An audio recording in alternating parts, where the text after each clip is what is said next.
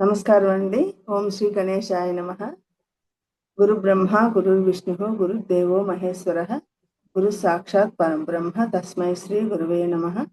వ్యాసాయ విష్ణు రూపాయ వ్యాస రూపాయ విష్ణవే నమో వై బ్రహ్మనిధయే వాసిష్ఠాయ నమో నమః.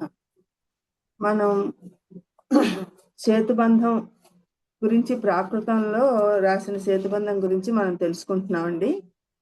దీనికే రావణ వధ అని కూడా పేరుంది. ఇది 15 ఆశ్వాసాల్లో రచించారండి. ఇందులో ఎన్ని గాథలు ఉన్నాయంటే 1291 గాథలు ఉన్నాయి. అందులో 1247 ఆర్యాగీతిలోనే రచించారండి. మిగతావి 44 గాథలు వేరే వేరే వృత్తాల్లో రచించారండి. ఈ కావ్యము కర్త ఎవరంటే ప్రవరసేన మహారాజు గారండి. ఆయన 410 నుండి 440 వరకు అంటే 30 సంవత్సరాలు పరిపాలించాడండి వాకాట రాజు ఆయన. తర్వాత కీర్తి ప్రవరసేనస్య ప్రయత కుముదోజ్వల సాగరస్య పరంపారం కపిసేనేవ సేతున అని సంస్కృత కవుల చేత కీర్తించబడ్డాడండి ఆయన. తర్వాత సేతుబంధంలో ముందుగా మనం ఇప్పుడు 6 శ్లోకాలను చదువుకుంటామండి. ఈ 6 శ్లోకాల్లో ఏంటంటే సేతుబంధ నిర్మాణం కోసం వాళ్ళు సాగర తీరానికి వచ్చినటువంటి వానరులందరూ ఏంటేంటి తీసుకొచ్చి ఆ సాగరంలో వేశారు, ఆ సాగరం అప్పుడు ఎలాంటి మథనానికి పాల్పడి ఎలాంటి మథనానికి తీవ్రతకు అది అయింది అన్న విషయాన్ని ఇక్కడ మనకి చెప్పారండి. ఏంటంటే బోలంతి ఆ పేచంత పడి మాసం కాంత ధవల ఘన సంఘాయే పడపడి ఆ శిలాసంకుల కలివో వరి పత్తియే వి ఆ నయిప్ప బహే అంటే ఏంటంటే వ్యతిక్రామంతి చ పశ్యంత ప్రతిమాసం క్రాంత ధవల ధన సంఘాతాన్ స్ఫుట స్ఫటిక శిలా శంకుల స్ఖలితోపరి ప్రస్థితానివ నదీ ప్రవాహాన్ అంటే వానర సైన్యము శ్రీరాముని ఆజ్ఞానుసారము దక్షిణ సముద్రాన్ని చేరుకోవడానికి బయలుదేరింది. ఆ వానరులు తెల్లని మేఘ సంఘములు ప్రతిబింబించిన నదీ ప్రవాహములను దాటుతూ ఉంటే ఆ ప్రవాహములు చక్కని స్ఫటిక శిలా సంకులమైన భూమి మీద నుండి విరుచుకుని పడి ముందుకు సాగుతున్నట్లు ఉత్ప్రేక్షమైనది. వానర సైన్యం కిష్కింద నుంచి ప్రారంభించి వాళ్ళు నదీ ప్రవాహాలను దాటి ఆ సముద్ర తీరానికి వచ్చేటప్పుడు అక్కడ ప్రాంతం అంతా అవన్నీ వాళ్ళు దాటుతున్నవన్నీ ఆ సెలయేళ్ళు అన్నీ ఎలా ఉన్నాయి అని వర్ణిస్తున్నారనమాట. ఇది ఎలా అంటే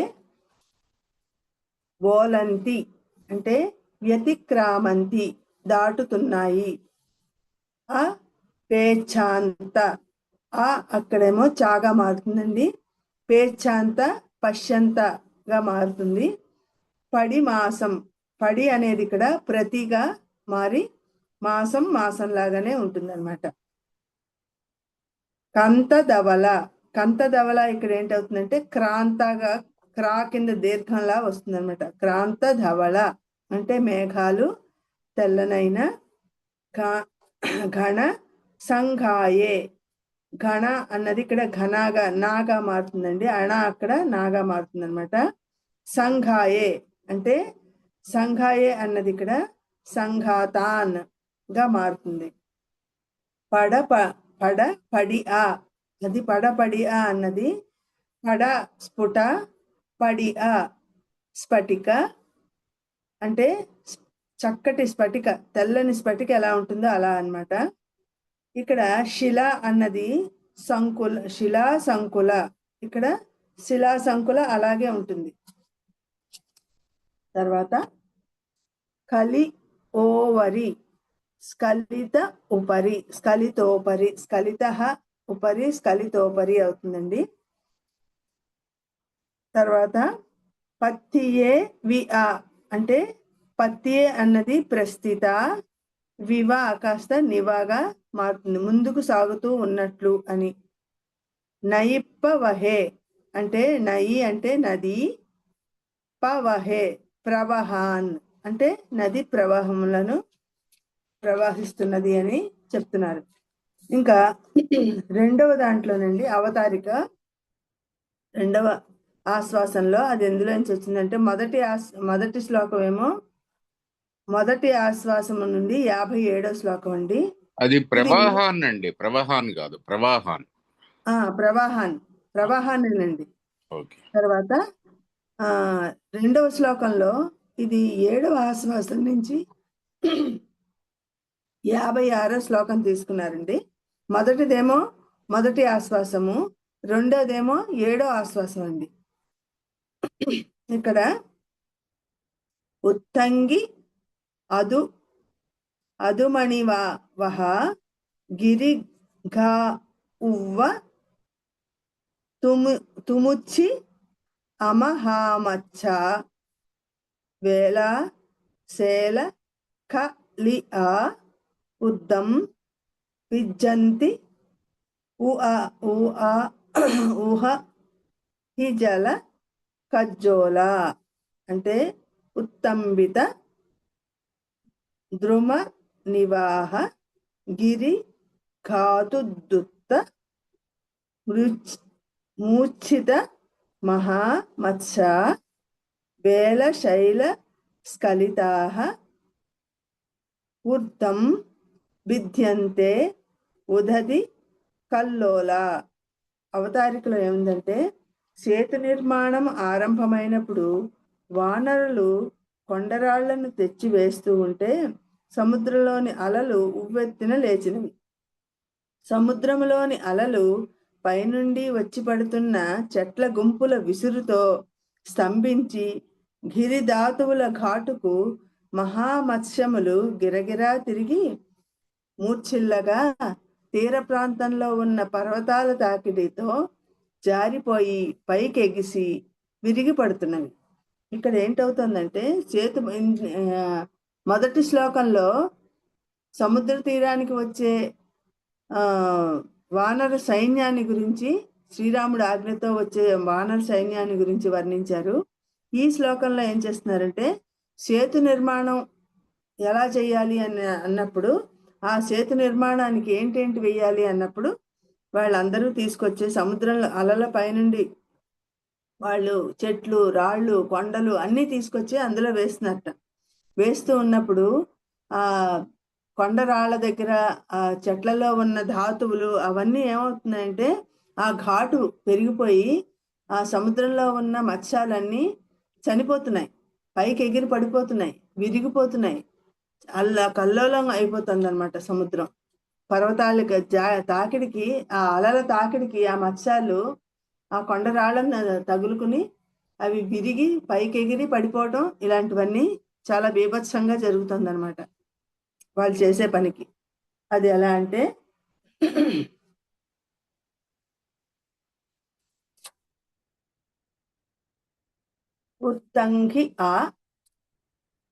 ఉత్తంభిత అంటే ఉవ్వెత్తిన లేచిన, ద్రుమణి వహ అంటే ద్రుమణి వాహ చెట్లు సమూహాన్ని, చెట్ల గుంపులను, గిరి ఘావు త అంటే గిరిఘాతు దృత్త అంటే గిరి ధాతువులు ఘాటుకు, ముచ్చి అంటే మూర్ఛిత అంటే మూర్ఛిల్లగా,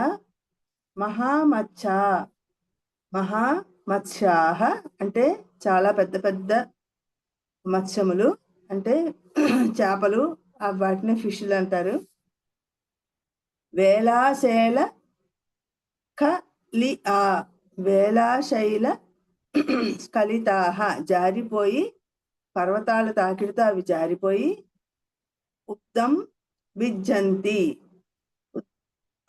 ఊర్ధ్వం విద్యంతే పైకెగిరి విరిగి పడుతున్నవి, జల కల్లోల, సముద్రంలోని అలలు అంటే తరంగాలు అన్నమాట. ఇంకా 3వ శ్లోకం అండి, అది కూడా ఎందులో ఏంటంటే 8వ ఆశ్వాసంలోని 3వ శ్లోకం అండి ఇది.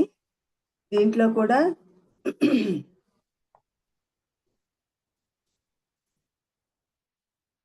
మోత్తాఘ ఘడంత కుసుమం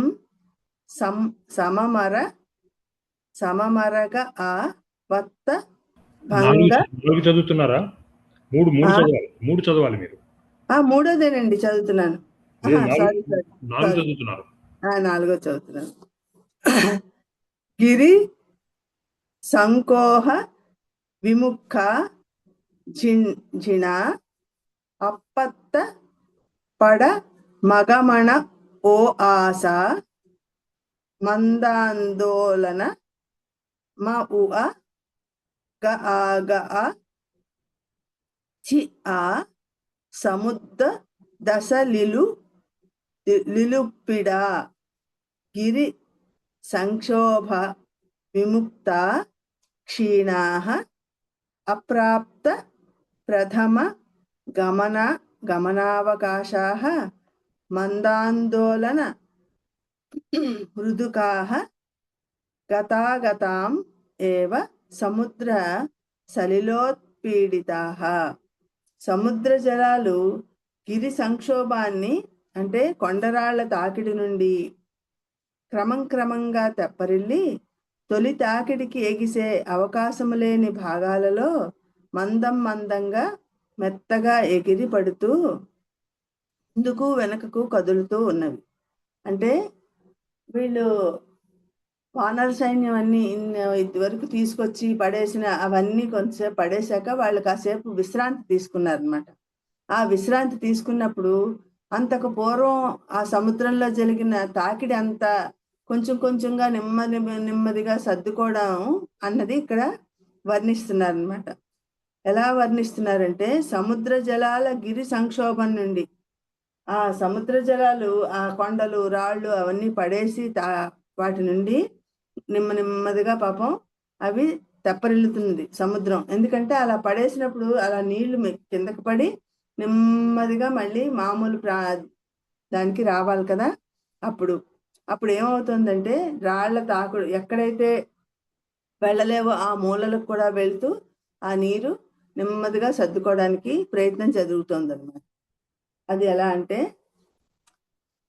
గిరి సంకోల గిరి సంక్షోభ, గిరి సంక్షోభము నుండి విముక్తాః అంటే క్రమంగా తెప్పరిల్లి కొండరాళ్ల తాకిడి నుండి అని అర్థం అన్నమాట. క్షీణాః అంటే క్షీణించినవి. ఇక్కడ జిన్నాని ఝీ కాస్త ఇక్కడ క్షీగా మారిందండి. ఇక్కడ విముక్త కాస్త కాస్త తాగా అయింది, విముక్తాగా. గిరి సంకోహ ఇది గిరి సంక్షోభ, కోబా కాస్త క్షోభగా మారింది. తర్వాత అప్పత్త పడమ అంటే ప్రథమ, పడమ అంటే ప్రథమ, గామ్మ ఓ ఆస అంటే మొదటిసారి వెళ్ళటానికి అవకాశం లేదు అంటే ఆ నీళ్ల దగ్గరికి అన్నమాట. అప్రాప్త ప్రథమ గమనావకాశ అవకాశం లేని భాగాలలోకి వెళుతూ నీరు అంటే కొండలు అక్కడ సముద్రం దగ్గర చిన్న కొండలు రాళ్ళు ఉంటాయన్నమాట. కానీ ఆ రాళ్ళకి నీళ్లు తగులుకుంటే ఆ కిందకి వెళ్ళడానికి అవకాశం లేనప్పుడు అవి మళ్ళీ నెమ్మదిగా వెనక్కొచ్చి అక్కడ అలా సర్దుకోవడానికి చూస్తున్నాయి అన్నమాట. గతం ముందుకు వెనుకకు కదులుతూ అంటే ఇలా జరుగుతున్నాయి అన్నమాట. చి ఆ ఏవా సముద్ర సలిలోత్పీడిత, సముద్ర సలిలోత్పీడిత పీడ అంటే సముద్రం శాంతించింది అని అర్థం అండి. తర్వాత ఇప్పుడు 4వ శ్లోకం, ఇది కూడా 8వ ఆశ్వాసం నుంచే తీసుకున్నారు. ఇందాక కూడా 8వ ఆశ్వాసం. ఇది 8వ ఆశ్వాసంలో 6వ శ్లోకం, ఇందాక 8వ ఆశ్వాసంలో 3వ శ్లోకం అన్నమాట. ఇందులో మోత్తాఘడంత కుసుమం సమమరగ ఆ వత్త భంగ గభీర ఆవత్తం విద్రుమ మిలి అకిసలం సశంఖ ధవల కమలం పసమ్మయి సలిలం. ముక్తాఘటమాన కుసుమం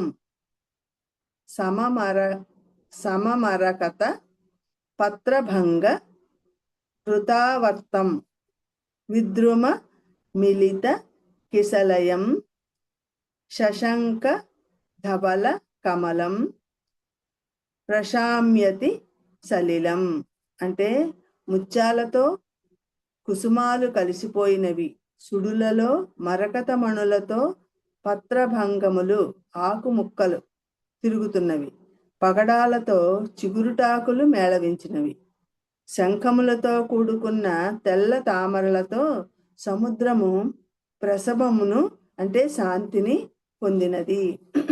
అయితే అక్కడ ఏమవుతుంది అంటే ముత్యాలతో కుసుమాలు అంటే తెల్లని పువ్వులు ముత్యాలతో కలిసిపోయాయి, సుడులతో మరకత మణులతో పత్రభంగములు, పత్రాలు అన్ని విరిగిపోయి ముక్కలు ముక్కలుగా అయిపోయి అవి పత్రభంగములు అంటే ఆకుముక్కలుగా తిరుగుతున్నాయి, పగడాలతో చిగురుటాకులు ఎలా ఉన్నాయంటే పగడాలలాగా ఉన్నాయన్నమాట, అవి అక్కడ ఉన్నాయి, శంఖములతో కూడుకున్న తెల్ల తామరలతో సముద్రము ప్రసవము శాంతించింది. సముద్రంలో చిన్న చిన్న శంఖాలు అవన్నీ ఉంటాయి కదా, అవన్నీ తెల్ల తామరలతో కలిసి అక్కడ నెమ్మదిగా ప్రశాంతతని పొందిందనమాట. అది ఎలా అంటే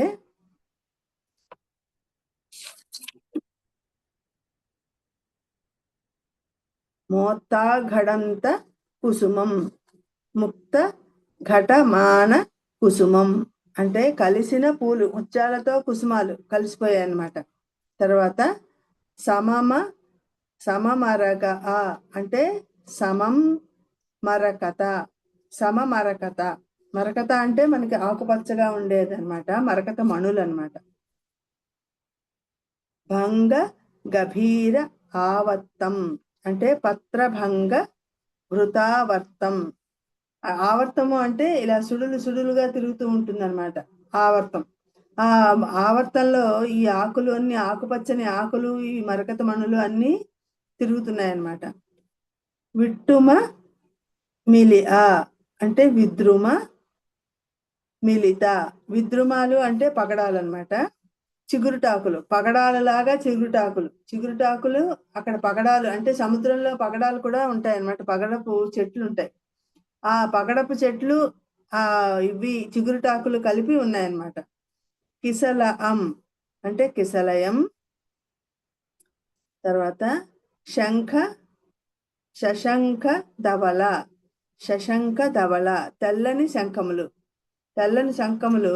తెల్లని తామర పువ్వులతో కలిసి ఉన్నాయన్నమాట, అవి కలిసిపోయి ఆ రేకులు ముక్కలు అన్ని కలిసాయి. పసమ్మయి ప్రశామ్యతి అంటే ప్రశమమును అంటే శాంతమును, సలిలం పొందింది. ఎలాగా సలిలం ఏం పొందిందంటే ఇంతకు పూర్వం శ్లోకంలో చెప్పుకున్నట్టు అవన్నీ వానర సైన్యం తీసుకొచ్చి పడేసిన కొండలు, చెట్లు, పువ్వులు ఇంకా ఎక్కడ ఏమీ నిలవలేనట్టు ఉన్న అన్ని తీసుకొచ్చి ఆ సముద్రంలో పడేసాయి. ఎందుకు పడేసాయి అంటే సేతుని బంధం చేయడానికి అన్నమాట. అంటే సముద్రం నుంచి రావణాసురుడు ఉన్న లంకకు చేరడానికి ఒక దారి ఏర్పడాలి, ఆ దారిని ఏర్పాటు చేయడం కోసం వాళ్ళకి ఇవన్నీ వేస్తే అవన్నీ సముద్రంలో పడేస్తే వాటన్నిటి వలన ఒక దారి ఏర్పడుతుంది, ఆ మార్గం ద్వారా మనం అటుపక్కకి చేరొచ్చు అనే ఒక ఊహతో అలా చేసాయన్నమాట. తర్వాత ఈ శ్లోకం కాంబినేషన్ ఇచ్చారు, ముత్యాలు తెల్లని కుసుమాలు, మరకతాలు మరకత మణులు పత్రభంగములు, అవి గ్రీన్ గా ఉంటాయని. అంటే పగడాలు అవి రెండు గ్రీన్ గానే ఉంటాయి, ఇవి ఉమ్, రెండు తెల్లగా ఉంటాయి, ఇవి రెండు కెంపు ఇదేంటి పగడాలు పగడాలుగా ఉంటాయి. చిగురుటాకులు, చిగురుటాకులు పగడాలు ఒకే రంగులో ఉంటాయి అన్నమాట. శంఖము, తెల్లని తామరలు, ఆ రెండు తామరలు. కాంబినేషన్ లో ఉన్నది మెయిన్ ఇంపార్టెంట్ ఈ శ్లోకంలో. అవును. ఇక్కడ ఎందుకో రాసుకున్నాను, రాములు సార్ ఇలాంటివే వస్తాయి ఎగ్జామ్ లో, రావచ్చు, చదువుకోవాలి, ఇంపార్టెంట్ అని రాసుకొని ఉన్నాను. అని చెప్పారు అప్పుడు. అవునండి. ఎగ్జామ్ లో రావచ్చు, ఇంకొక గట్టిగా చూసుకోండి అందరు. అవును. తర్వాత శ్లోకం ఏంటంటే, ఈ శ్లోకం కూడా 8వ ఆశ్వాసం నుంచి తీసుకున్నారు. 14వ శ్లోకం అండి. ఇందాక 8వ ఆశ్వాసం నుండే మనకి 3వది ఒకటి, 6వ శ్లోకం ఒకటి, 14వ శ్లోకం ఒకటి వచ్చిందండి. 3 నుంచి 14 ఒకటి వచ్చింది. ఇప్పుడు కివి ఓ వానరలో దూరట్టి అవిరల పవ్వ అం మహివేడం న అ దిశయి సేవు వహో మా హు నేమేజ్జ గురు అం పుణో రామధనుం క్షిపతో వానరలోకో దూరస్థిత విరల పర్వతం మహివేష్టం నచ దృశ్యతే సేతుపథో మ ఖలు నమేద్గురుకం పునః రామధను. అంటే సుగ్రీవుడు నలుడితో సంప్రదిస్తున్నాడు. ఏంటంటే వానర సమూహం అలసిపోయింది, కొండరాళ్లను మోసి పడవేస్తూ చాలా శ్రమ పడింది. భూమి మీద భూవలయంలో అక్కడక్కడా మాత్రమే ఇంకా కొండరాళ్లు మిగిలాయి, అన్ని సముద్రంలో పడ్డాయి. సేతుపథము మాత్రము చూపుకి ఇంకా ఆనడం లేదు. అంటే గురుకము గొప్పది అయిన రామధనస్సును మళ్ళీ వంచబడ రావచ్చునేమో, రావణునికి పని, రామబాణానికి పని కలగకుండా ఉండాలి అని అంటున్నాడు. అంటే ఇంతవరకు వాళ్ళు ఏం చేసుకొని వచ్చారంటే, ఎక్కడెక్కడ కొండలు రాళ్ళు అన్నీ తీసుకొచ్చి సముద్రంలో వేశారు. పువ్వులు, చెట్లు, కొమ్మలు ఒక్కటి కూడా మిగలకుండా తీసుకొచ్చి సముద్రంలో వేశాడు. కానీ అక్కడ ఎక్కడైనా ఒక్క దగ్గర కూడా ఇలా సేతు నిర్మాణం జరుగుతోంది అన్న దాఖలా ఎక్కడ కనిపించలేదు. చాలా బాధగా ఉంది. ఎలాగా ఇంకా ఇప్పటికే ఇంకెక్కడా రాళ్ళు లేవు, చాలా అక్కడక్కడ మాత్రమే మిగిలాయి కొండలు రాళ్ళును. ఈ సేతుబంధం ఇప్పటికి కూడా మనకి చూపుకు ఎక్కడ ఆనట్లేదు. ఏం చెయ్యాలి, ఇంకా రామ బాణానికి పని చెప్పాల్సి వస్తుందేమో అని అంటున్నాడు అనమాట. సుగ్రీవుడు నలుడితో చెప్తున్నాడు అనమాట. అప్పుడు ఏమైందంటే దానికి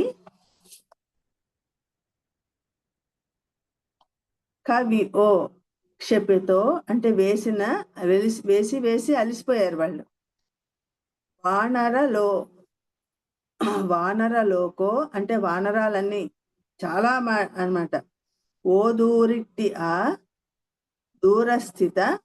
దూరస్థిత అంటే దూరంగా ఉన్న పర్వతాలను, అక్కడ ఉన్న పర్వతాలను తీసుకొచ్చి విరల పవ్వ అం అంటే విరల పర్వతం ఉన్న పర్వతాలు అన్నిటినీ తీసుకొచ్చి అందులో వేసేసారు వాళ్ళు. మహివేష్టం భూమిని కప్పి ఉంచిన చెట్లను, న దిశయి నచ దృశ్యతే కనిపించడం లేదు. అవన్నీ వేసినా సరే ఇక్కడ సేతుబంధం జరుగుతోంది, ఇక్కడ సేతు వస్తుంది అన్న దాఖలా కొంచెం కూడా పైకి ఏమీ కనిపించలేదన్నమాట. సేవు వహో అంటే సేతుపథో అంటే సేతుపథం అంటే నిర్మాణం అన్నమాట, కనిపించలేదు. మహు నమేజ్జ అంటే మా కలు మాత్రం అదేం కనిపించట్లేదు కదా. గురు అం పుణో నమే దృశంకు పునః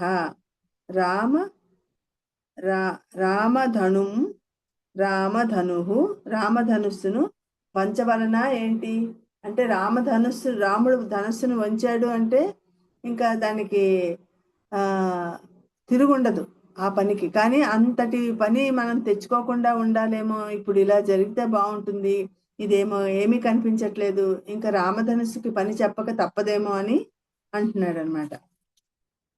తర్వాత ఆఖరి పద్యం, ఇవాళ చెప్పుకోబోయే ఆఖరి శ్లోకం అండి.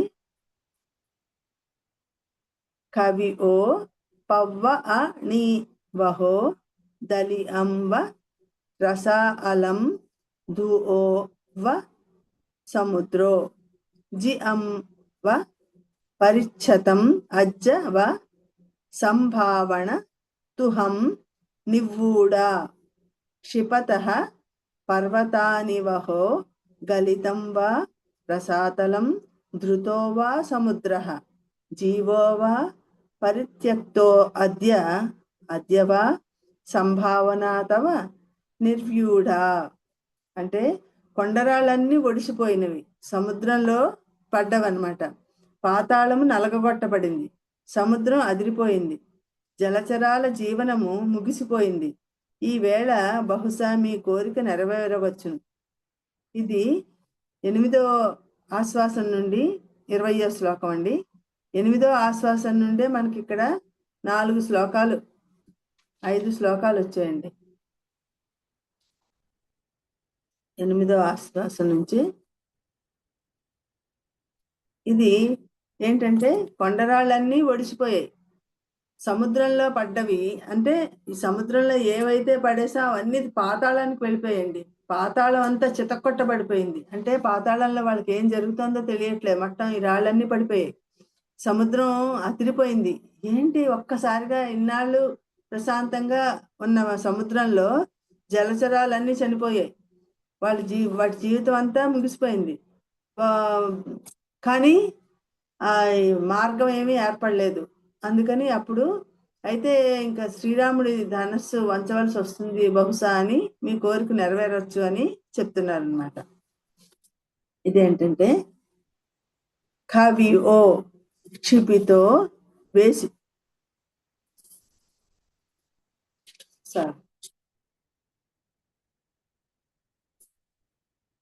కవి ఓ క్షిపిత ఒడిసిపోయినవి అంటే అలిసిపోయినవి, అంటే సముద్రంలో వేయబడిన పవ్వ అ నివహో అంటే పర్వత నివహో కొండరాళ్లను పర్వతాలను, దలి అం వా అంటే గలితం వా, గలితం అంటే సముద్రంలో పడిన అని అనమాట.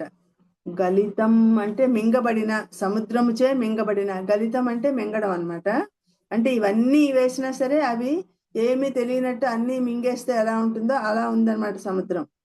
రస ఆలం అంటే రసాతలం అంటే పాతాళం, ధుఓవా సముద్రట్టో, ధృతోవా సముద్ర సముద్రం అదిరిపోయింది అంటే చాలా కంపించిపోయింది అనమాట. ఒకేసారి ఇంతటి ప్రళయంలాగా ఇవన్నీ తీసుకొచ్చి పడేస్తూ ఉంటాయి. పరిచ్ఛతం అజ్జవా పరిత్యక్తో అద్యవా ముగిసిపోయినది. ఏంటి ముగిసిపోయిందంటే చాలా జలచరాల యొక్క వాటి జీవితం ముగిసిపోయింది అనమాట. సంభావన అంటే సంభావన ఉంది, అవకాశం ఉంది. దేనికంటే బహుశా తుహం నివ్వుడా తవ నిర్వ్యూఢ నీ కోరిక, అంటే శ్రీరాముడు బాణాన్ని ఎక్కుపెట్టి ఏదో ఒకటి చేయకపోతే అవ్వదు, ఆ కోరిక తీరుతుందేమో, బహుశా అలా అవుతుందేమో అని ఊహిస్తున్నాడండి. ఇవాళకి మనం చెప్పుకుందాం ఉన్న 6 శ్లోకాలు అయ్యాయండి. ఇందులో నాకు కొన్ని అక్కడక్కడ తెలియలేదు, మరి నేను ఎలా చెప్పాను నాకు తెలియదు. ఒకసారి మళ్ళీ చదివి డిస్కస్ చేసుకుంటే బాగుంటుందేమో. ఇది మహారాష్ట్ర ప్రాకృతం అండి? అవునండి. ఇందులో 4 మహారాష్ట్ర ప్రాకృతం అండి. ఇందులో మటుకు రాములు గారు చెప్పినవి ఏంటంటే మొదట ఇప్పుడు ఈ సముద్రాన్ని వర్ణించడం ఈ 5 శ్లోకాలు, తర్వాత చివరికి శ్రీరాముడు సీతాదేవిని తీసుకువెళ్ళే శ్లోకము, ఇవి కొంచెం గట్టిగా చదువుకోండి అని చెప్పారండి ఆయన. ఇదివరకు ప్రశ్నాపత్రాల్లో కూడా ఇవే ఇచ్చారు కూడా. ఆ మధ్యలో శ్రీరాముడు శిరస్సును వర్ణించడం, సీతాదేవి బాధపడడం, అవన్నీ రోదన అవన్నీ అదే నాకు కొంచెం చూస్తుంటే మనకి చిన్నప్పుడు ప్రకృతి వికృతులు అని చదువుకున్నాం చూడండి. అవునండి. ఆ వికృతుల్లాగా అనిపిస్తున్నాయి కొన్ని. ఉపాధ్యాయుడు వజ్జ మనకి అట్లా ఉన్నాయి కదా. మేఘము మోయిలు. నేను కూడా లక్ష్మి అని చూసా కదా, లక్ష్మికి లచ్చి అని వచ్చింది. అవునండి. మోస్ట్లీ ఆ వికృతి పదాల అని అట్లా వస్తుంది. ఆ, ప్రకృతి వికృతుల్లో ప్రకృతి అంటే సంస్కృత పదం అనుకోండి, వికృతి అనేది ఈ ప్రాకృత పదం ఏమో అనిపిస్తుంది. అవునండి. మహారాష్ట్ర ప్రాకృతంలో అలాగే ఉంటుందండి. మహారాష్ట్ర ప్రాకృతంలో ఆ అమృతము అని ఉందనుకోండి, అమితము అవుతుందండి. అచ్చులు ఎక్కువగా వస్తాయండి. అదే అట్లాగే మనం ఉపాధ్యాయుడికి వజ్జ అని చదువుకున్నాం. వజ్జ అని చదువుతాండి. అదే ఇందులో ఇక్కడ కూడా ఇందులో అలాగే కూడా వజ్జ అనే రావాలేమో. లక్ష్మికి అయితే లచ్చి అని వచ్చింది, అది అవునండి, కలిసింది. వస్తుందండి. అట్లా అంటే చూసేటప్పటికి నాకు అట్లా అనిపిస్తుంది అనమాట. వికృతి పదాలు ఏమో ఎక్కువ. మనం ఏమనుకున్నామంటే ఈ మనకి 5th యూనిట్ ఒకటి ఉందండి, ప్రాకృతం గురించే ఒక యూనిట్ అంతా మనకి ఇప్పుడు ఎగ్జామ్స్ లో రాబోతుందండి. అందులో ఈ పాలీ భాష అంటే ఏంటి, ప్రాకృత భాష అంటే ఏంటి, మాగధి అంటే ఏంటి, అర్ధమాగధి అంటే ఏంటి, ఇవన్నీ వస్తాయండి. వాటి గురించి మనం ప్రత్యేకంగా చదువుకుందామని మన పెద్ద స్వాతి గారు చెప్పారండి. సౌరసేన గురించి, వాటి గురించి, ఎందులో ఏ అక్షరాలు, ఏ అర్ధమాగధిలో అయితే ఎలా అక్షరాలు మారుతాయి, మాగధిలో ఎలా అక్షరాలు దేని నుంచి ఏది మారుతుంది, మహారాష్ట్రలో ఏ అక్షరాలు ఎలా మారుతాయి అని మనం ఇది అయిపోయిన తర్వాత చదువుకుందాం అండి. ఒక్కొక్క రోజు ఒక్కొక్క భాష గురించి తెలుసుకుంటే మనకు పరీక్షల్లో ఆ ప్రశ్నలు రావచ్చండి. 5వ దీని నుంచి యూనిట్ అది వస్తుంది. అది నేను మొదటి శ్లోకం చదువుతానండి. చదవండి సార్. వ్యతిక్రామంతి చ పశ్యంతః ప్రతిమా సంక్రాంత ధవల ఘన సంఘాతాన్ స్ఫుట స్ఫటిక శిలా సంకుల స్ఖలితోపరి ప్రస్థితానివ నదీ ప్రవాహాన్.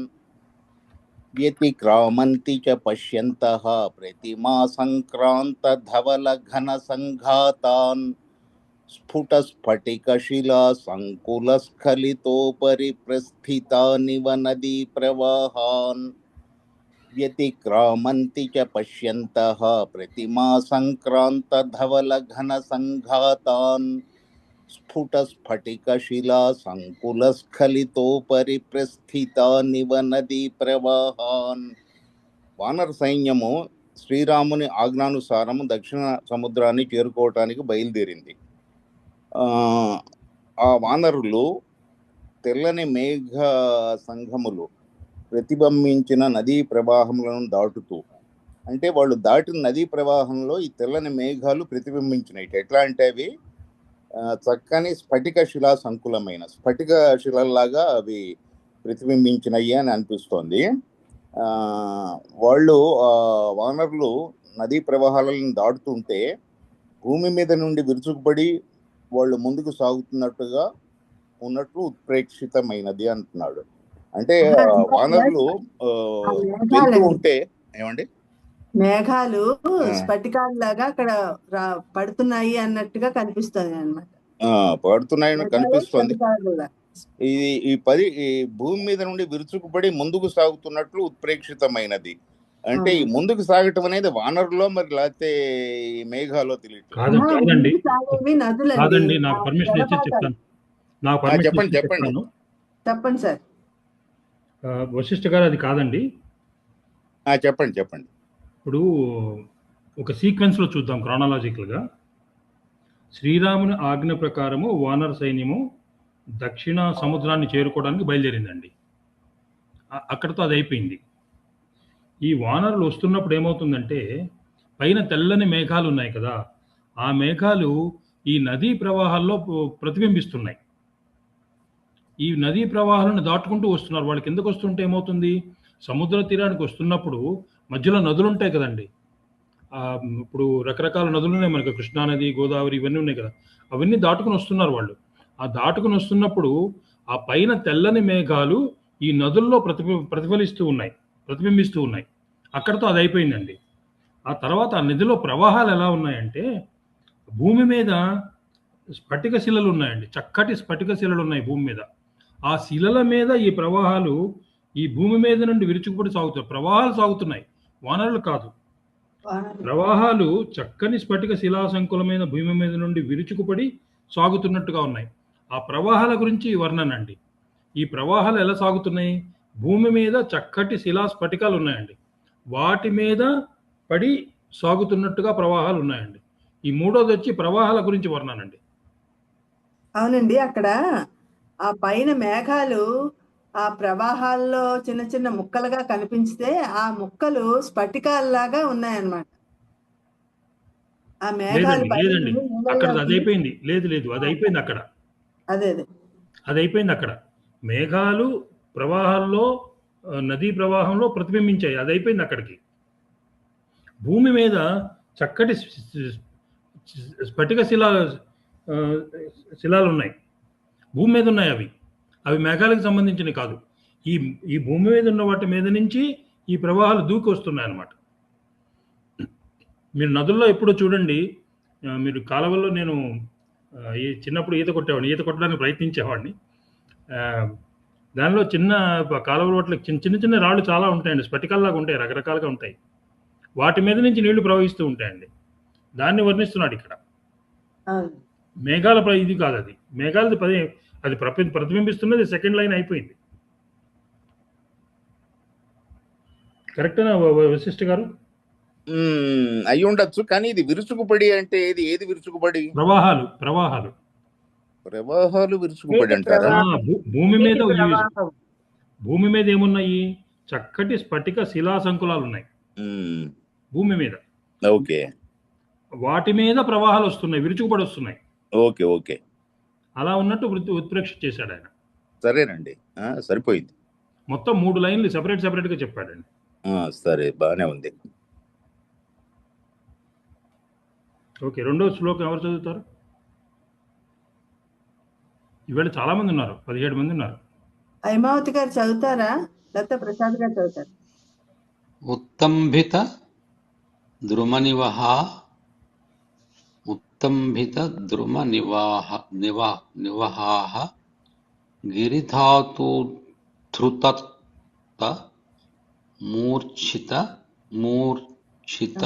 మహామత్స్యాః వైలాశైలస్ఖలితా ఊర్ధ్వం భిద్యంతే ఉదధి కల్లోలాః. ఉత్తంభిత ద్రుమనివహాః గిరిధాతుధృత మూర్ఛిత మహామత్స్యాః వైలాశైలస్ఖలితాః. వైల కాదండి, వైలాశైలస్ఖలితాః ఊర్ధ్వం భిద్యంతే ఉదధి కల్లోలాః. ఉత్తంభిత ద్రుమనివహాః గిరిధాతుధృత మూర్ఛిత మహామత్స్యాః వైలాశైలస్ఖలితాః ఊర్ధ్వం భిద్యంతే ఉదధి కల్లోలాః. సేతు నిర్మాణం ఆరంభమైనప్పుడు వానరులు కొండరాలను తెచ్చివేస్తూ ఉంటే సముద్రంలోని అలలు ఉవ్వెత్తులు లేచినాయి.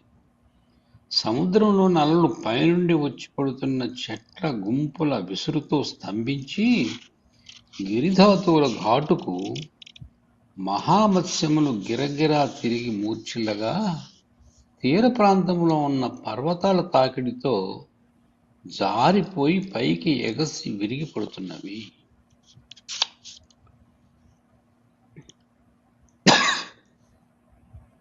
తర్వాత చదవమంటారా?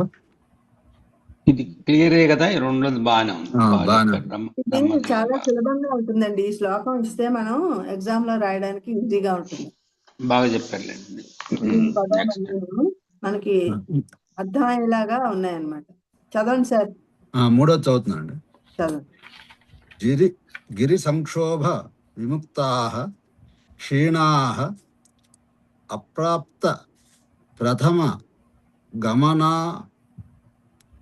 గమనావకాశాః మందాందో మందాందోళన ఆ, మృదుకాః గతాగతాం ఏవ సముద్ర సలిలోత్పీడాః సలిలోత్పీడాః సలిలః ఉత్పీడితాః. సలిలోత్పీడితాః సలిలోత్పీడాః ఉమ్, గిరి సంక్షోభ విముక్తాః క్షీణాః అప్రాప్త ప్రథమ గమనావకాశాః మందాందోళన మృదుకాః గతాగతాం ఏవ సముద్ర సలిలోత్పీడాః. సముద్ర జలాలు గిరి సంక్షోభం నుండి కొండరాళ్ళ తాకిడి నుండి క్రమక్రమంగా తెప్పరిల్లి తొలి తాకిడికి ఎగిసే అవకాశం లేని భాగాల్లో మందంగా మెత్తగా ఎగిరిపడుతూ ముందుకు వెనుకకు కదులుతున్నాయి. సముద్రం శాంతించింది.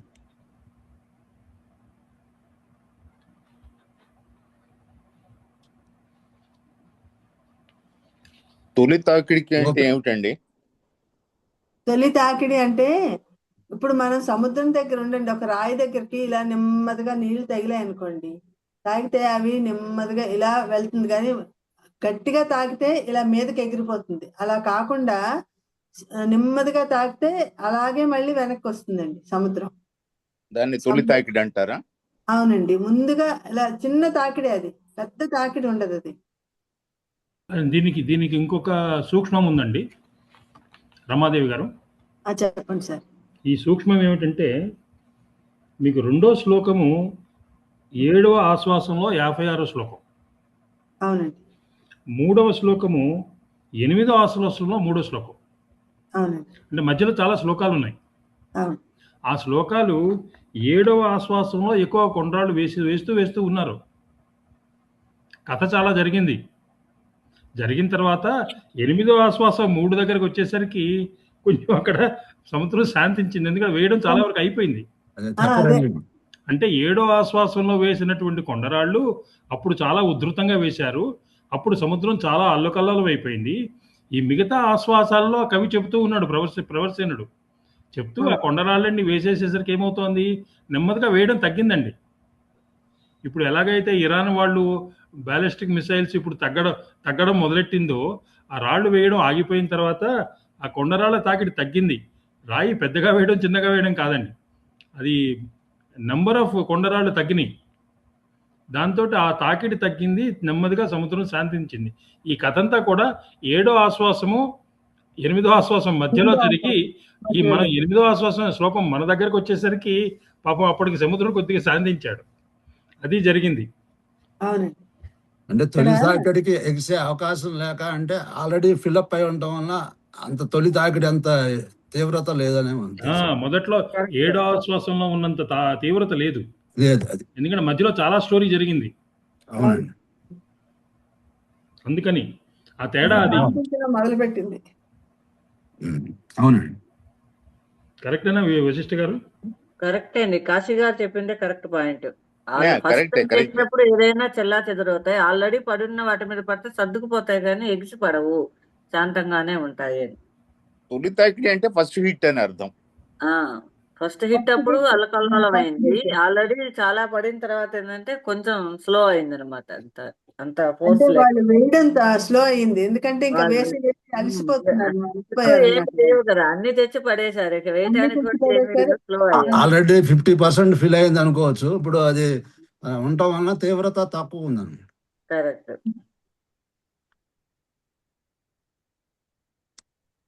ఇంకొకళ్ళు ఎవరైనా చదువుతారండి?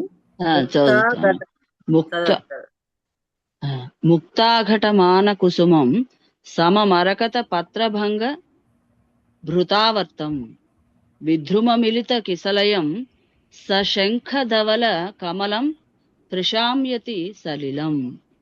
ముక్తాఘటమాన కుసుమం సమమరకత పత్రభంగ భృతావర్తం విద్రుమమిలిత కిసలయం సశంఖ ధవల ధవల కమలం ప్రశామ్యతి సలిలం. ముత్యాలతో కుసుమాలు కలిసిపోయినవి, సుడులలో మరకతమణులతో పత్రభంగములు అంటే ఆకుల ముక్కలు తిరుగుతున్నాయి సుడులలో, పగడాలతో చిగురుటాకులు మేళవించినవి, శంఖములతో కూడుకున్న తెల్ల తామరలతో సముద్రము ప్రశమమును అంటే శాంతిని పొందింది. ఇంకోసారి చదవండి శ్లోకం. ముక్తాఘటమాన కుసుమం సమ మరకత పత్రభంగ భృతావర్తం విద్రుమ మిలిత కిసలయం సశంఖధవల కమలం ప్రశామ్యతి సలిలం.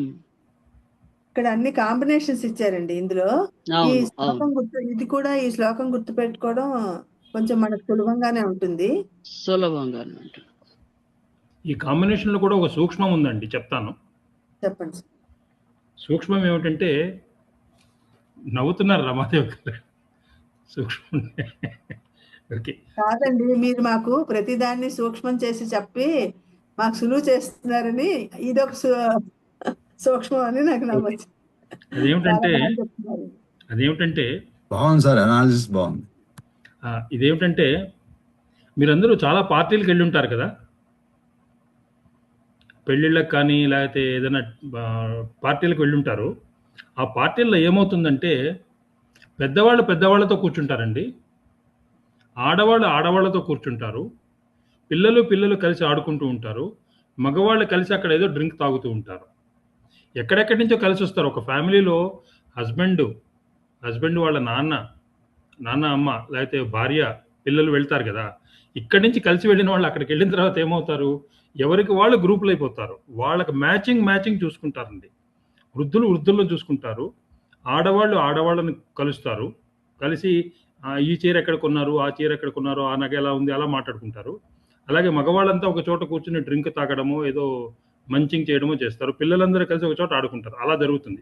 ఇక్కడ జరిగింది అదేనండి. ఈ శ్లోకంలో ఏం చెప్తున్నాడంటే, సముద్రంలో ఉండేవి ఏమిటండి, ముత్యాలు, మరకతాలు, పగడాలు, శంఖాలు ఈ సముద్రంలో ఉంటాయండి.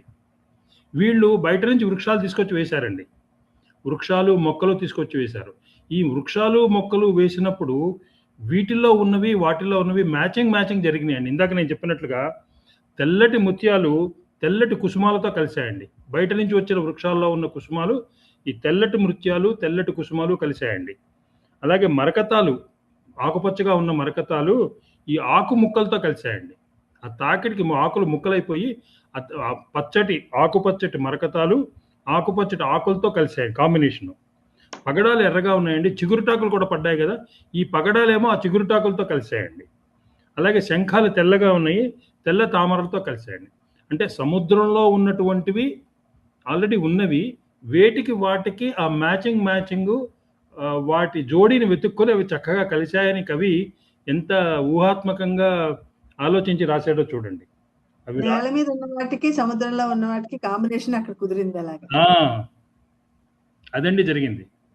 దాన్ని మీరు చక్కగా ఎక్స్ప్లెయిన్ చేశారు, అది ముఖ్యం. సూక్ష్మంగా అంటే ఇంకా సూక్ష్మంగా చెప్పారు. పార్టీలో కూడా అంతే జరుగుతుంది కదా ప్రసాద్ గారు, మీరు కూడా చాలా కొన్ని వందల పార్టీలు అటెండ్ అయి ఉంటారు. అవును సార్, అది కరెక్టే అండి. ఆ గ్రూప్స్ అలాగే అయిపోతాయి కదా. అవును, విశ్లేషణ చాలా బాగా చేశారు. మనం రాసుకోవడానికి సులువుగా ఉంటుందండి, దేంతో ఏవి కలిసాయి అని. అవునండి, బ్యూటిఫుల్ అనాలిసిస్, చాలా బాగుందండి, ధన్యవాదాలు. నెక్స్ట్ ఎవరండి, ఐదోది ఎవరు? చాలా మంది ఉన్నారన్నారు చాలా 16 మంది ఉన్నారండి. అయితే మీరు పిలవండి రమాదేవి గారు, మనిషిని పిలవండి. ఎవరన్నా పర్వాలేదు, సౌమ్య గారును స్వాతి గారు, నాగవాణి గారు చదవండి, మీరు ఇప్పటి వరకు ఒక్కసారి కూడా చదవలేదు. అలాగే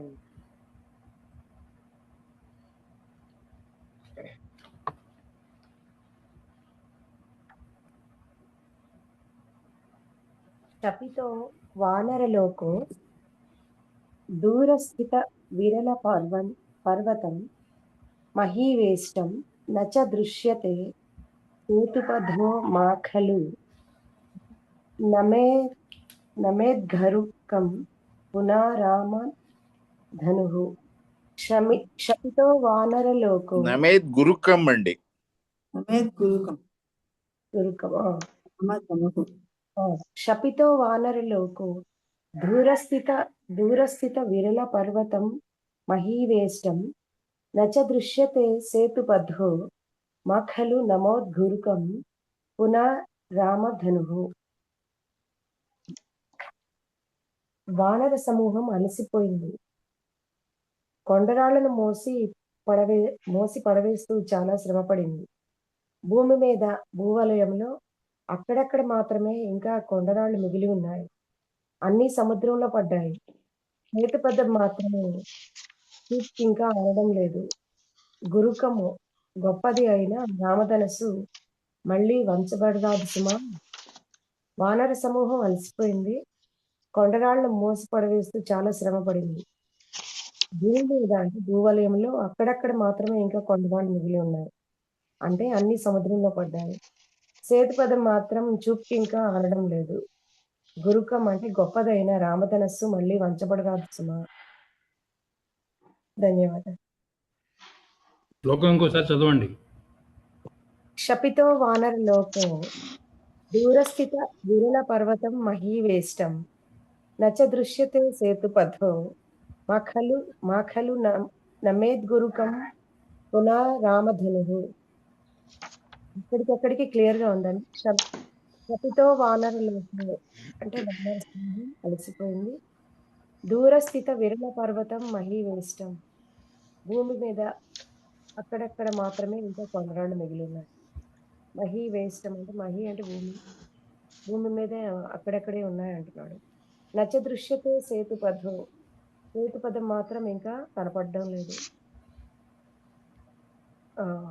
ఖలు అంటే కదు నమేద్ గురుకం పునరామధనుః. రామధనుః పున అంటే మరలా వంచబడరాదు సుమా అంటున్నాడు. నమేద్ గురుకం అంటే వంచబడరాదు అనుకుంటాను. ధన్యవాదాలు. ఇక్కడ ఒక చిన్న పదంలో పెద్ద స్టోరీ పెట్టాడండి. పునః అనే ఒక పదంలో కవి ఎంతో పెద్ద స్టోరీ తీసుకొచ్చి ఇక్కడ పెట్టాడు ఒక్క పదంలోనే. పునః అంటే మళ్ళీ అన్నాడు. మళ్ళీ అంటే అంతకుముందు ఎప్పుడు జరిగిందంటే అడుగుతాడు సముద్రుడిని. చెప్పండి కాశీ గారు. అంటే నేను అనుకున్నది శివధనుర్భంగంలో రాముడు ధనస్సును లేపుతాడు కదా. కాదండి అది కాదా? సముద్రాన్ని ప్రార్థించేటప్పుడు కూడా మొదట్లో సముద్రం కోసం ప్రార్థిస్తాడు కదా. ప్రార్థించిన చీలదు అనమాట. ఆ టైంలో కూడా రామధనస్సు నుంచి అది కాదండి. మొదట వీళ్ళు సేతుబంధం చేద్దాం అనుకోలేదండి.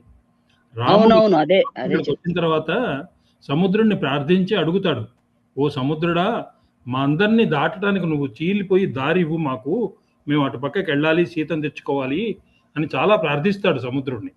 సముద్రుడు కనికరించడు, ఏమి మాట్లాడకుండా ప్రశాంతంగా ఉంటాడు, ఏం మాట్లాడ్డు. రాముడికి విపరీతమైన కోపం వస్తుంది. రాముడికి అంత కోపం వచ్చిన సందర్భాలు చాలా తక్కువ ఉన్నాయండి, చాలా తక్కువ ఉన్నాయి. రావణుని సంహరించినప్పుడు కానీ వాలిని సంహరించినప్పుడు కానీ ఆయనకి అంత కోపం ఎప్పుడు రాలా. ఈ సముద్రుడి మీద అంత కోపం వచ్చి ఆయన ధనుస్సు తీసి ఎక్కుపెడతాడండి సముద్రుడి మీద. నీ సంగతి ఏంటో చూస్తానని ఎక్కుపెడితే అప్పుడు సముద్రుడు వణికిపోతూ వచ్చి నమస్కారం చేసి రాముడితో అంటాడు, నన్ను క్షమించు, నేను దారి ఇవ్వడం కంటే ఓ పని చేయండి, మీరు రాళ్ళు వేయండి, ఆ రాళ్ళు తేలేట్లుగా నేను చేస్తాను, ఆ రాళ్ళు మునగకుండా నేను చూసుకుంటాను, మీకు సేతుబంధం అవుతుంది అని సముద్రుడు వాళ్ళకి చెప్తాడండి. దాని మీద రామాని ప్రతి రాయి మీద రామాని రాయి వేయండి, అది మునగకుండా నేను చూసుకుంటానని సముద్రుడు అప్పుడు చెప్తాడండి. అప్పుడు అయిపోయిన తర్వాత చెప్తాడండి. అది ఈ సంఘటన అయ్యాక చెప్తారండి. ఎందుకంటే ఈ సంఘటనలో మొత్తం రాళ్ళన్నీ అయిపోయాయి, ఇప్పుడు ఏం చేయాలో అర్థం కావట్లేదు, ఇంకా సేతు అవ్వలేదు అని ఇప్పుడు ఈ శ్లోకం ఇది అయ్యాక మొదలు పెడతారు. అయ్యాకే అయి ఉంటుందండి. ఎందుకంటే నలుడిని చేత వేయించండి, ఆయన విశ్వకర్మ కుమారుడు నలుడు నీలుడు కూడా నలుడు నీలుడు వాళ్ళిద్దరూ వేస్తే అవుతుంది అని ఈ సంఘటన తర్వాత చెప్తారండి. అది కానీ ఈ ధనుస్సు ఎక్కువ పెట్టడం అనేది మొదట్లో జరిగిందండి, అందుకని ఇక్కడ పునః అన్నాడండి. నేనేమో అది అనుకున్నాను, అది కాకపోవచ్చు మరి. అప్పుడు ఒకసారి ధనుస్సు ఎక్కుపెట్టాడు సముద్రుడి మీద కోపంతో. అప్పుడు అలాంటి కోపం రాముడికి తెప్పించొద్దు, మళ్ళీ ధనుస్సు ఎక్కుపెట్టే అవకాశం రాకుండా ఉంటే ఎందుకంటే అది ఎక్కుపెట్టినట్టు కాదనుకుంటాను. అంటున్నాడండి. ఫస్ట్ లో ప్రార్థించాడేమో కానీ చెప్పింది కరెక్ట్ అనుకుంటున్నానండి. విశ్వనాథ్ గారు ఫస్ట్ వివాహ సమయంలో ఆయన ధనుస్సు ఎక్కువ పెడతాడు, ధనస్సు ఎక్కువ పెట్టాడు. మళ్ళీ ఇది అయిపోయిన తర్వాత అప్పుడు ఆయన ధనస్సును ఎక్కువ పెట్టాడండి. ఇప్పుడు ఇదంతా అయిపోయింది కదా, రాళ్ళన్నీ పడ్డాయి, అన్ని జరిగాయి, ఇప్పటి వరకు ఏమి అంతు పొంతు రావట్లేదు, ఏం చేయాలో అర్థం కావట్లేదు ఎవరికిను అని. అప్పుడు దానికి అవసరం వస్తుందేమో ఇంకా ఇప్పుడు మళ్ళీను ధనస్సును ఎక్కువ పెట్టడానికి అని. అక్కడ రాముడు రామధనస్సు కాదది. అది వాలి గురించి. వాలిని చంపేటప్పుడు రాముడు ధనస్సును ఎక్కి పెడతారు కదా, ఇక్కడ సుగ్రీవుడు కదా అనేది నలునితో. కాబట్టి నాకు తెలిసి వాలిని చంపినప్పుడు చేశారు, మళ్ళీ ఇప్పుడు చేస్తారు అని అంటున్నారు అనుకుంటా. కాశీ గారు అన్నట్టు అక్కడ రాముడు ఎక్కుపెట్టిన శివధనస్సు, రామధనస్సు కాదు. అందువల్ల అది మాత్రం కాదు. ఇది మనం రకరకాలుగా తీసుకోవచ్చు. రాముడు మొదటిసారి ఎప్పుడు విశ్వామిత్రుడు యాగం మొదలు రక్షణార్థం వెళ్ళినప్పుడు ఎక్కుపెట్టాడు. అప్పుడు చాలా తాటకిని వీళ్ళందరినీ సంహరించినప్పుడు ఎక్కువ పెట్టాడు. అలాంటి పరిస్థితులు మళ్ళీ అన్నట్టు పునః అనేది ఏంటంటే రాముడు శత్రు సంహారం చేయటానికి ఎక్కువ పెట్టే బాణం తప్ప మామూలు అప్పుడు శాంతంగానే ఉంటాడని కదా. మళ్ళీ అలాంటి పరిస్థితి రాకుండా ఉంటే చాలు. ఇప్పుడు రాముడు బాణం ఎక్కువ పెట్టా అంటే ఏ ఉపద్రవం ఎవరికో ఏదో హాని జరగబోతుందేమో అనే భావంతో, అది వాలిని సంహారం కావచ్చు, విశ్వామిత్రుడు యాగాన్ని సంరక్షించిన పరిస్థితులు అప్పుడు కావచ్చు, అంతేకాని శివధనుసు మాత్రం కాదు. అది కరెక్టే అండి, మీరు అన్నది అది శివధనస్సే, అక్కడ ఎక్కువ పెట్టింది శివధనస్సే, కరెక్టే. అందువల్ల అది కాదు. ఏదైనా కానీ శత్రు సంహారము లేకపోతే దుష్ట శిక్షణ కోసం రాముడు బాణం ఎక్కువ పెడతాడు ఎప్పుడైనా కూడా. ఇప్పుడు ఎవరికి ఏమవుతుందో అన్న ఇదిలో తప్ప ఏదైనా అప్లికబుల్ చేసుకోవచ్చు. అంటే మళ్ళీ రాముడు బాణం తీయకుండా ఉండాలి అనేసి, మళ్ళీ ఆ పరిస్థితి రాకుండా. ఇంతకు పూర్వం అక్కడ అడవిలో చంపాడు కదండి మునుల రక్షణ కోసం, ఖరదూషణాదుల్ని చంపాడు కదా, అలాంటిది మళ్ళీ ఇప్పుడు అని అది కూడా అనుకోవచ్చండి మనం. అది రాముడు ఎక్కువ పెట్టాడు అంటే శత్రు సంహారం జరిగి తీరుతుంది. అది కరెక్ట్ అండి, ఏదైనా అవ్వచ్చు. మీ అందరూ చెప్పింది విన్న తర్వాత కూడా నా అభిప్రాయాన్ని మార్చుకోవడం లేదండి, క్షమ్యతాం. నాకు కూడా అదే అనిపిస్తోందండి. ఎందుకంటే సముద్రం దగ్గర నుంచి చెప్పాడు కాబట్టి, ఒకసారి ప్రయత్నం జరిగింది కాబట్టి మళ్ళీ అలాంటి పరిస్థితి రాకుండా చూడాలి అనేటట్టు కూడా నాకు అదే అనిపిస్తుంది. రామాయణం చదివానండి, చదివినప్పుడు నేను కూడా చదివాను. రాముడు కోపం వస్తుంది అక్కడ కోపం ఇప్పుడు తర్వాత వస్తుందండి, ఇప్పుడు కోపం వస్తుంది దీని తర్వాత. అంటే ఈ సేతుబంధం నిర్మాణం జరగకపోయిన తర్వాత ఆయనకు కోపం వచ్చిందండి. కాదనుకుంటా అండి, ముందు దారిమ్మని అడుగుతాడు, ఇవ్వడు. అప్పుడు ఆ సముద్రుడు చెప్తాడు, మీరు రాళ్ళు వేయండి నేను తేలుస్తానంటాడు ఆయన. Anyway let us keep the difference of opinions as gentlemen.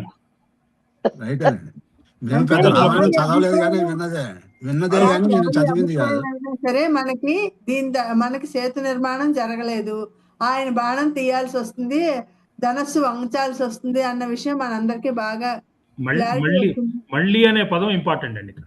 అదే ఆరో శ్లోకం. ఇప్పుడు ఆరో శ్లోకం ఎవరు చదువుతారండి? నేను చదువుతానండి. చదవండి. విజయ చెరువు గారు ఎప్పుడు వాలంటీర్ చేస్తారండి.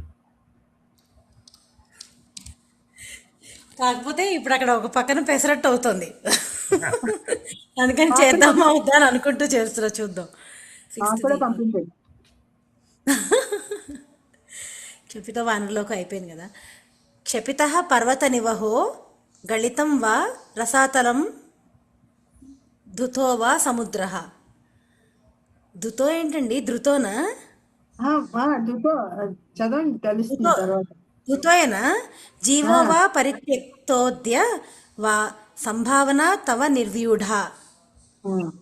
క్షపిత పర్వత నివహో గళితం వా రసాతలం ధృతో వా సముద్ర జీవో వా పరిత్యక్తోద్య వా సంభావన తవ నిర్వ్యూఢ. కొండరాళ్ళన్నీ ఒడిసిపోయినవి, సముద్రంలో పడ్డవి. పాతాళము నలగకొట్టబడింది, సముద్రము అదిరిపోయింది, జలచరాల జీవనము ముగిసిపోయింది. ఈవేళ బహుశः మీ కోరిక నెరవేరవచ్చును. తవ నిర్వ్యూఢ క్షపితః పర్వత నివహో అంటే కొండరాళ్ళని ఒడిసిపోయినవి. గళితం వా రసాతలం ధృతో వా సముద్ర. గళితం గళితం అంటే మింగేసిందండి సముద్రం వేసి అది కొండరాళ్ళు అనమాట. గళితం వా రసాతలం ధృతో వా. రసాతలం అంటే కిందన పాతాళలోకం అంతా బాగా అణిచివేయబడింది, పడబడింది అనమాట. అక్కడ ధృతోవా అంటే అదా నల్లకొట్టబడింది. రాళ్ళన్నీ పడేటప్పటికల్లా అక్కడ మొత్తం స్తంభించిపోయినట్టుగా మొత్తం ఇవన్నీ దాని మీద ఒకేసారి వెళ్ళి పడేటప్పటికి అది అలా స్తంభించిపోయింది అనమాట. తర్వాత ఏముంది? అంటే ఒక్కసారిగా పడేటప్పటికి అదిరిపోయింది అనమాట. స్తంభించలేదు, అదిరిపోయింది, షేక్ అదిరిపోయిందండి అది. ఓకే. జీవోవా పరిత్యక్తః జీవోవా పరిత్యక్తః జలచరాల జీవనం అంతా ముగిసిపోయింది. అద్య వా సంభావన తవ నిర్వ్యూఢ. ఇంకా ఇవాళ బహుశः మీ కోరిక నెరవేరవచ్చును. సంభావన తవ నిర్వ్యూఢ. ఈవేళ బహుశా ఇంకా మీ కోరిక అంటే ఇంకా సేతుబంధనం పూర్తవుతుంది. కాదు, రాముడు బాణం ఎక్కుపెట్టచ్చు అని ఇందాక అన్నాడు కదా, రాముడు బాణం వంచుతాడు అని. అది నీ కోరిక నెరవేరొచ్చు. ఇప్పటి వరకు ఏం అవ్వలేదు, సేతుబంధం ఏం అవ్వలేదు కదా, ఇంకా అదే అవుతుందేమో, శ్రీరాముడు ధనస్సును ఎక్కువ పెట్టాల్సి వస్తుందేమో అని. అదే ధృత అంటే షేకెన్ అని రాశాడండి. ధృత అంటే ధృతో అదే ధృతనే ధృతో అవుతుంది. ఇందాక శ్లోకంలో నాకు అర్థమైంది, మళ్ళీ పునః రామబాణానికి పని కలగకుండా చూడండి ఉండాలి కదా అని. ఇప్పుడు ఇంకా మీ కోరిక నెరవేరవచ్చునంటే ఇంకా అయిపోయిందని కాదా? తలపెట్టిన ప్రాజెక్ట్ పూర్తవుతుందని కాదా? కాదు కదా, ఇంకా అవ్వలేదు కదా. మధ్యలో శ్లోకాలు తేడా ఉంది కదండి. అది 14వ శ్లోకం, ఇది 20వ శ్లోకం. ఈ మధ్యలో ఏం జరిగిందో, పై శ్లోకాల్లో భావం ఏముందో 18, 19 ఇంకా ఇంకా మనకి సేతు నిర్మాణం జరగలేదు, ఇవన్నీ అయిపోయాయి, ఇది అదిరిపోయింది, పాతాళం, మత్స్యాలు చనిపోయాయి, ఇవన్నీ అయ్యాయి, కానీ సేతు నిర్మాణం జరగలేదు. ఇంకా మీరు ఇందాక ఎప్పుడైతే అనుకున్నారో బాణం ఎక్కుపట్టాల్సి వస్తుందేమో అని, ఆ కోరిక నెరవేరుతుందేమో అని అనుకున్నా అని నాకు అలా అర్థమైంది. లక్ష్మారెడ్డి గారు మీరేమంటారండి? అదేమి వాళ్ళ కోరిక కాదు కదా, రామబాణానికి పని కలగకుండా ఉండాలి అని, పని పెట్టకూడదనే వాళ్ళు కోరుకుంటున్నారు కదా. కోరుకున్నారు, కానీ ఆ కోరిక నెరవేరలేదు కదా, మరి సేతు నిర్మాణం జరగలేదు కదా. ఏమోనండి, ఎందుకంటే ఇందాకేమో మీరు ఎక్కువ పెట్టడం అనేది తర్వాత వచ్చింది, ముందేమో పునః అనే మాట వాడేశారు. ఎక్కడేమో మీరు ఒక ఆర్గ్యుమెంట్ ఇచ్చారు, ఇక్కడేమో ఆపోజిట్ ఆర్గ్యుమెంట్ ఇస్తున్నారు. మళ్ళీ ఇక్కడ ఎక్కువ పెట్టడానికి అవకాశం వస్తుంది అంటున్నారు. అవును, ఇక్కడ అంటే ఇందాక పునః అంటేమో కాదు, ఇక్కడ ఎక్కువ పెట్టలేదు, తర్వాత ఎక్కువ పెట్టాడండి అన్నారు. ముందు ఎక్కువ పెట్టాడండి, ముందు ఎక్కువ పెట్టింది ఏ ఇన్స్టెన్స్ అని తీసుకోవచ్చు. ఇప్పుడు ఇన్ని శ్లోకాల మధ్యలో లేవు కదండి, ఇది మళ్ళీ ఇక్కడికి వచ్చింది కదా. అందుకని ఏదైనా ఊహించుకుందాంలేండి, మన ఊహ వదిలేశాడు ఆయన. అంతే, ఊహించుకోవడం అండి. సాయంత్రంలో ప్రసాద్ గారు అడిగి ఒక సొల్యూషన్ తెస్తారులేండి. ప్రసాద్ గారు చాట్ జీపీటీ ఎక్స్పర్ట్ స్వాతి గారేనండి, పెద్ద స్వాతి గారే. నాది ట్రాన్స్లేషన్ ఏనండి, పూర్వాపర స్టోరీలు ప్రసాద్ గారే, ఏఏ స్పెషలిస్ట్ ప్రసాద్ గారు. ఆయన యాంథ్రోపిక్ అవునండి, సబ్జెక్ట్ పూర్వాపరాలు ఉత్తర అన్ని ఆయన చెప్తారు. మన డైరెక్ట్ ఉన్నట్టు ట్రాన్స్లేషన్ ఏమండి. సరేనండి, ఆ అసైన్మెంట్ ఆయనకి ఇద్దాము. అందుకనే రికార్డింగ్ సార్. కానీ ధనస్సుని 2 మాటలు ఎక్కువ పెట్టినట్టు ఎక్కడ మరి చదవలేదు నేనైతే రామాయణంలో, 2 మాటలు ఎక్కువ పెట్టినట్టు.